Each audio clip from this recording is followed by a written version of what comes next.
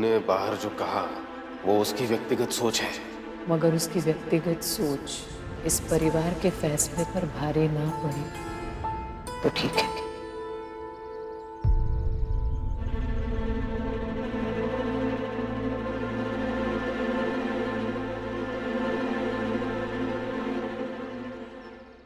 सरस्वती,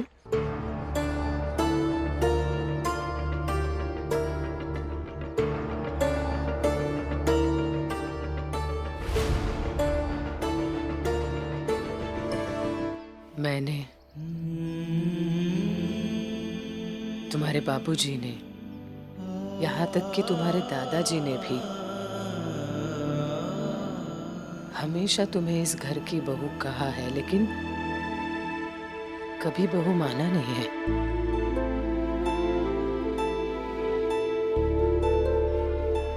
बेटी माना है हमेशा। बताओ अगर मैं कुछ गलत कह रही हूं तो। लेकिन माँ, मैंने कब कहा कि आप मुझे बेटी नहीं मानती? तो फिर तो घर की एक बेटी इस घर के दूसरे बेटी का ख्याल ही रखेगी, है ना?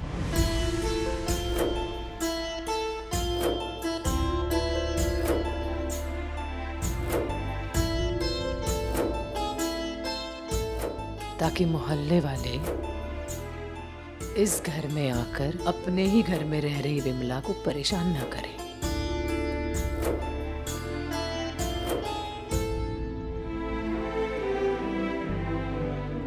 मैं काम करने जा रही हूँ। विमला का ख्याल रखना।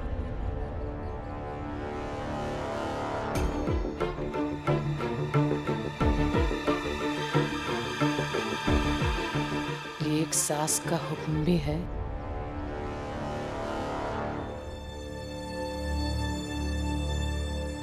एक माँ का आग्रह भी है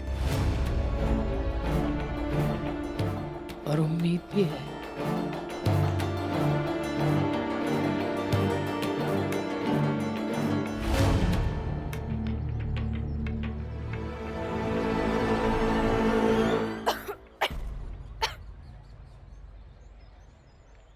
दीदी, आपको दिया है ना घर का एक कमरा, तो क्या जरूरत है बार बार बाहर आने की?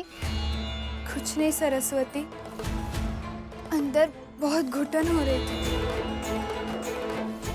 पता नहीं क्यों ये डॉक्टर साहब ने जो दवाई दी है ना, उससे बहुत पसीना आने लगता है। कुछ नहीं, थोड़ी देर में अंदर चली जाऊंगी। कितनी झूठी है आप। और फिर ये आपकी नौटंकी अलग से। क्या हुआ? ऐसे क्यों बोल रही हो? दीदी, याद करिए, थोड़ी देर पहले आपने सबके सामने क्या कहा था? नहीं रहना है मुझे यहाँ, चली जाऊंगी मैं। यही ना कि चली जाऊंगी यहाँ से, नहीं खतरा बनना किसी के लिए। और अब जब घर पर कोई है ही नहीं तो अब बाहर आ रही है, घुटन हो रही है इसलिए सांस लेने के लिए। चली जाइए दीदी यहाँ से। अगर सचमुच आपको जाना है ना तो चली जाइए, कोई रोकेगा नहीं आपको अब यहाँ। सरस्वती, अगर जो बात तुमने मुझसे कही है वही बात अगर सबके सामने कह दूं तो कैसा लगेगा? कैसा लगेगा? कह दीजिए।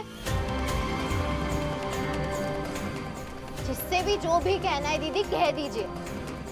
लेकिन अब सचमुच यहाँ पे सभी से प्यार करती है ना तो चली जाइए, यही सही रहेगा।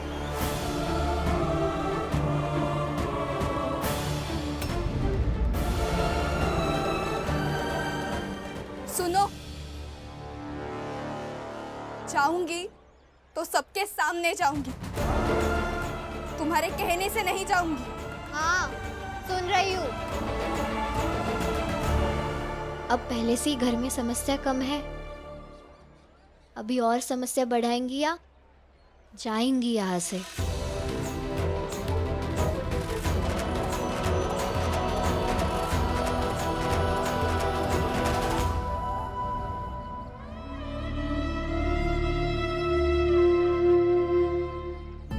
पंडित जी, विमला बिटिया को किसी भी तरह बचाना पड़ा हम बचाएंगे, आप चिंता मत कीजिए।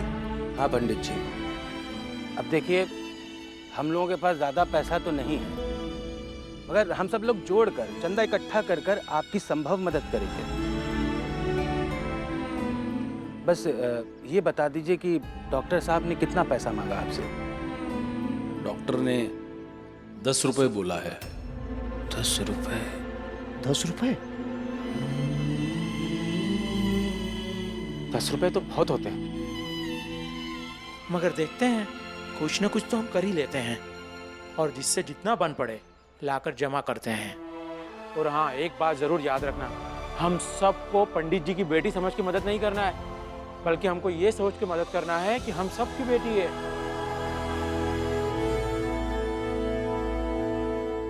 पंडित जी आप सही कह रहे हैं, लेकिन पंडित जी आपको तो पता ही है हम लोग जो छोटा मोटा काम करते हैं उससे कितना ही कमा लेते हैं।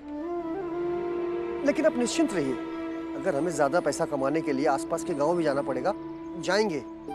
और वो रास्ते में राहगीर भी बहुत चलते हैं, अगर लगा तो एक छोटा सा दुकान भी लगा देंगे। क्यों बाबूलाल भैया, सही कह रहा हूँ ना? बिल्कुल सही कह रहे हैं बब्बन भैया।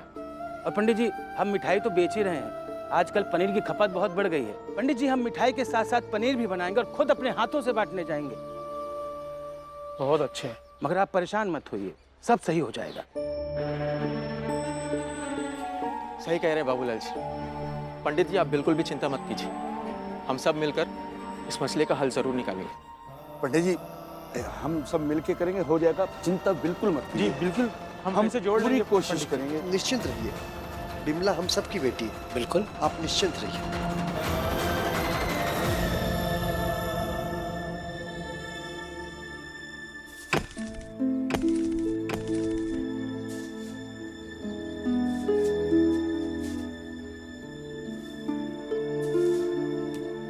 दुख के कांटों का बोझ है ये, समय के पहिए तले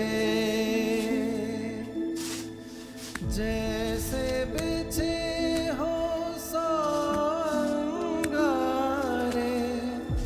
अपने पांव तले, हो अपने पांव तले,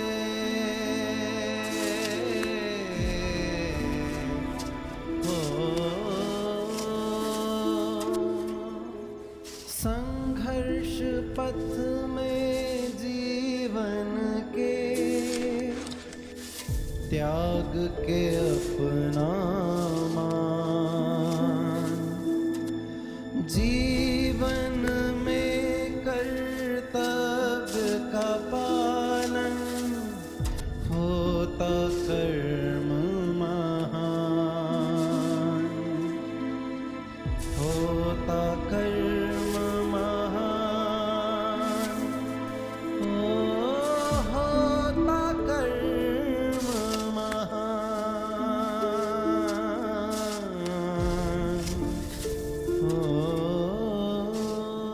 आइए, आप लोग खाना खा लीजिए और खाना खा के जल्दी आइएगा, ठीक है?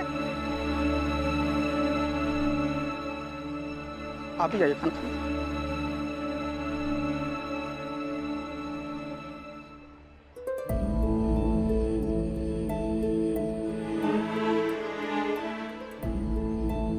जब से आई हो तब से काम ही किए जा रही हो, खाने के समय भी काम कर रही हो, थोड़ा आराम तो कर लो ना।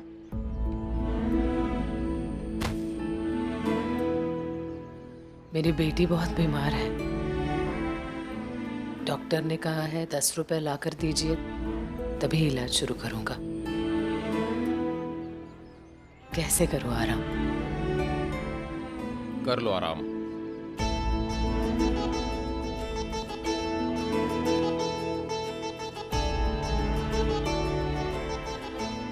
कैसे आराम करूं? अब मैं आ गया हूं ना, तुम आराम करो। कैसे? जिस औरत का पति और बेटा दोनों कमाने के लिए खड़े हों, उसने थोड़ा तो आराम कर लेना चाहिए। बेटा? हाँ, अटल रामायण का पाठ करने गया है।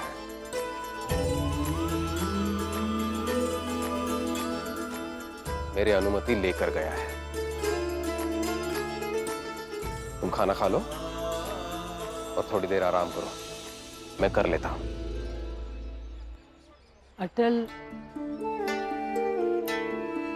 अटल रामायण का पाठ करने गया है। हाँ,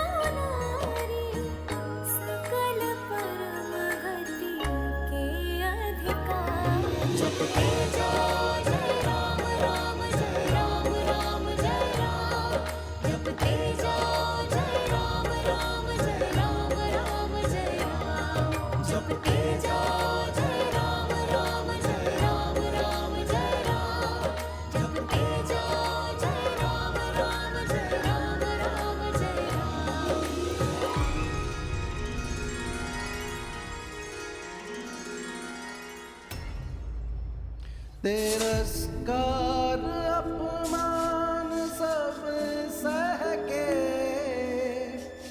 श्रम करता इंसान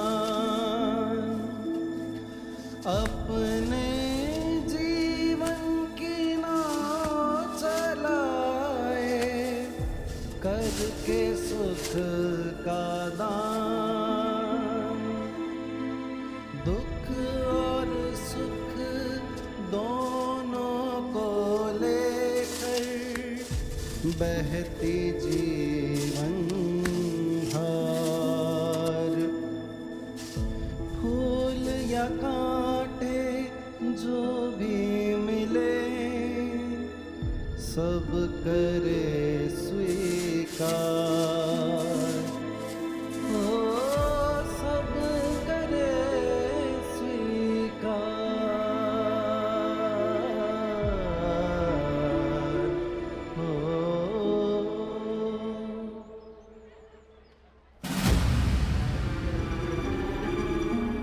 सर, वाजपेयी साहब की बेटी है विमला, अभी अभी ससुराल से लेकर आए हैं। सर, वो बहुत ही खतरनाक बीमारी से ग्रसित है। हमारे मोहल्ले के लिए बहुत बड़ा खतरा है सर। आप तो जानते हैं हमारे घर के ठीक सामने ही उनका घर है। सर, आपसे रिक्वेस्ट है, आप स्वास्थ्य विभाग को एक बार कह दीजिए, मरीज को जबरदस्ती पुलिस की सुरक्षा में हॉस्पिटल लेके जाएं। ठीक है, मैं स्वास्थ्य विभाग से बात करता हूँ। और जैसे ही घर पे सारे लोग मौजूद रहेंगे, स्वास्थ्य विभाग वाले लोग आके उस महिला पेशेंट को लेके चले जाएंगे। Thank you sir.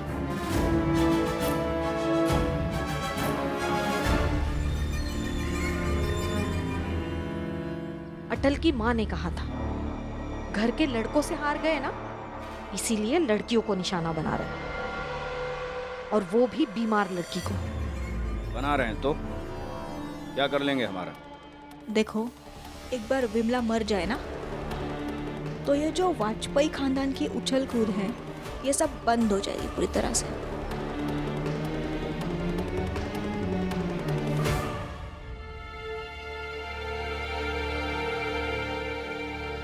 चलो कुछ पैसे तो हाथ में आ गए।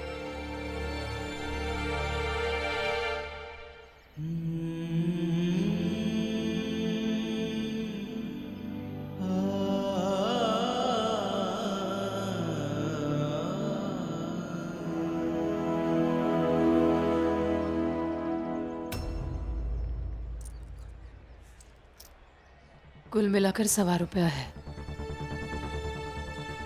1.25 रुपया?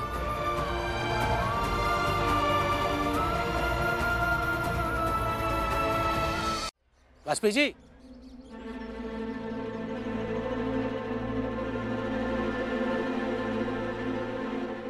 दरअसल हम मोहल्ले वालों ने मिलकर आपकी थोड़ी मदद करनी चाहिए थी।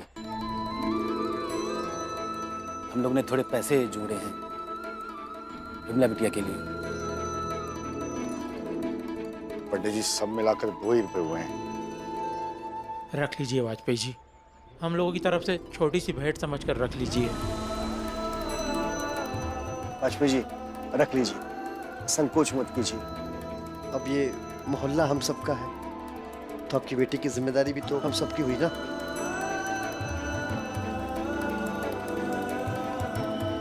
रख लीजिए, रखिए।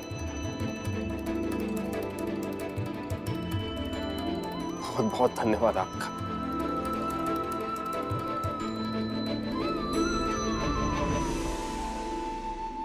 और प्रशासन की जिम्मेदारी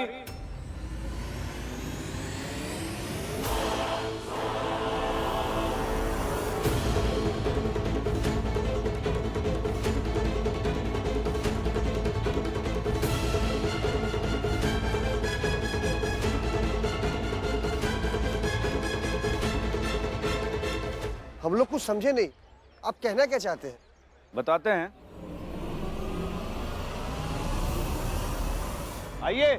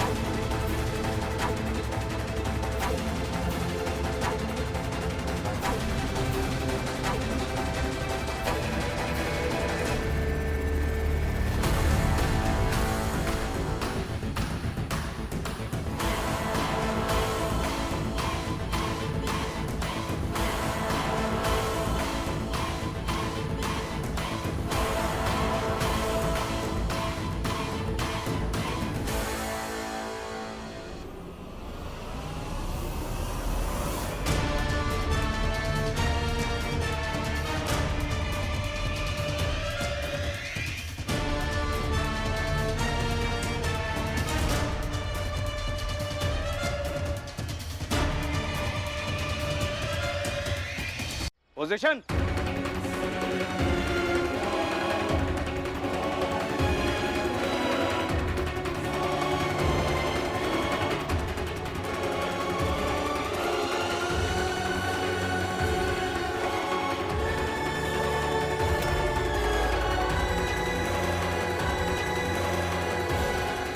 ये सब क्या है तोमर साहब? प्रशासन को देखना पड़ता है कि किसी एक की वजह से पूरा मोहल्ला खतरे में ना पड़ जाए।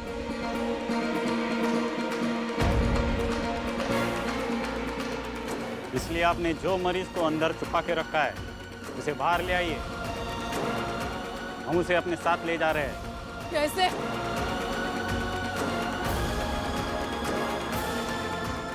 ऐसे कैसे लेकर जाएंगे मेरी बेटी को? अरे तब से समझा चुकी हूँ, खुद हाथ लगाकर गले लगाकर दिखाया है, कुछ नहीं हुआ है मुझे, कुछ नहीं हुआ है मेरी बेटी को। पूरे मोहल्ले से शिकायत हुई है, लेके तो जाना होगा ही।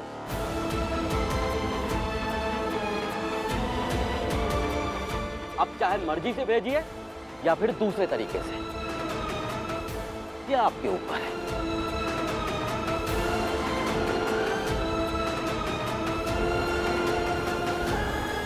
तो आप दूसरा तरीका अपनाइए। ठीक है, दूसरा तरीका भी बताते हैं।